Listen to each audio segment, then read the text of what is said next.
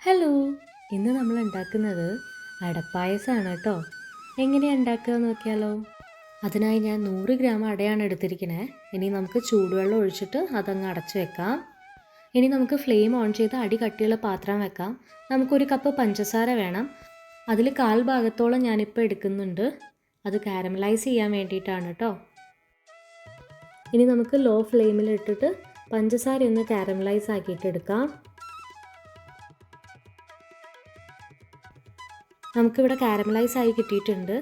ഇനി 100 gram അടയ്ക്ക് 1.5 litre പാലാണ് ഞാൻ എടുത്തിരിക്കണേ. ഇപ്പോൾ കുറച്ച് പാല് ഒഴിച്ചിട്ട് അത് നന്നായിട്ടൊന്ന് മെൽറ്റാക്കി എടുക്കണം. നമുക്ക് മെൽറ്റാക്കിയതിന് ശേഷം ബാക്കി പാല് മൊത്തമായിട്ട് ഒഴിച്ചു കൊടുക്കാം. നമ്മൾ ചൂടുവെള്ളത്തിലിട്ടിട്ടുള്ള അട ഞാൻ നന്നായി കഴുകിയിട്ട് വെള്ളം വറുത്ത് വെച്ചിട്ടുണ്ട്. ഇനി അതും കൂടെ ആഡ് ചെയ്ത് കൊടുക്കാം. ഇനി നമുക്ക് കശുവണ്ടി വറുത്തെടുക്കണം. അതിനുവേണ്ടി ഞാൻ നെയ്യാണ് എടുത്തിരിക്കുന്നത്. വീട്ടിലുണ്ടാക്കിയ നെയ്യാണ്. നിങ്ങൾക്ക് ബട്ടറോ നെയ്യോ ചേർക്കാം.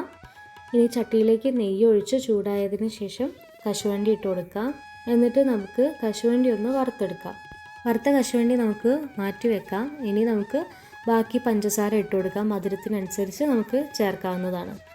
ഇനി കുറുകിയ പായസത്തിലേക്ക് നമ്മൾ വറുത്ത് വെച്ച അണ്ടിപ്പരിപ്പും നെയ്യും ആഡ് ചെയ്ത് 1 സ്പൂണ് ഏലക്ക പൊടിയും കൂടെ ആഡ് ചെയ്ത് നന്നായി മിക്സ് ചെയ്ത് കൊടുക്കാം. നിങ്ങൾക്ക് വേണമെങ്കിൽ മുന്തിരിയും കൂടെ വറുത്തിടാം കേട്ടോ. എനിക്കിഷ്ടമില്ലാത്തതുകൊണ്ടാണ് ഞാൻ വറുത്തിടാഞ്ഞത്. അപ്പോൾ നമ്മുടെ പായസം ഇവിടെ റെഡി ആയിട്ടുണ്ട്. അപ്പോൾ നാളെ കാണാം. ബൈ.